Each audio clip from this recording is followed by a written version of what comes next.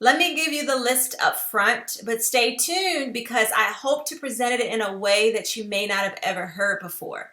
Okay, so the three things to avoid at all costs this year are comparisons, idols, and being on autopilot mode.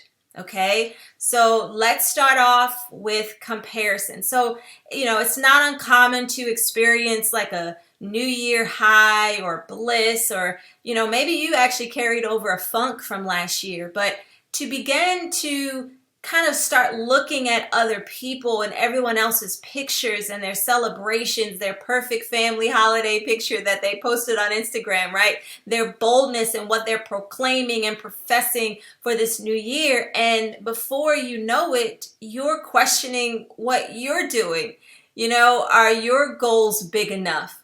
It's not uncommon to see other people progressing towards their goals very early on, and then you begin to compare where you are in your process. You begin to see their new homes, their new cars, different opportunities that they're having, the happiness that they're sharing with others. And before you know it, this voice of comparison kicks in.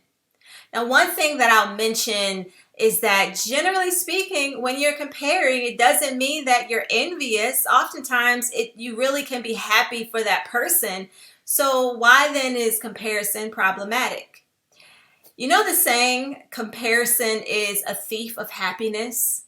Well, how many times do you see a thief taking something from you? You don't.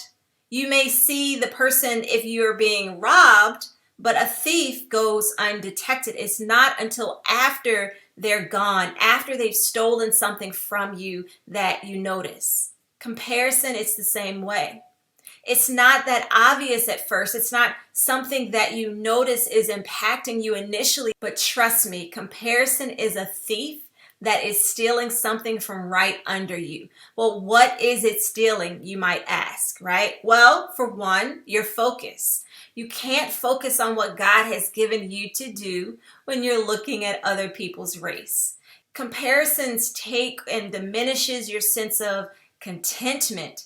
You were okay with your process. You were trusting it. Now suddenly things are moving too slow, or you're feeling like something's delayed.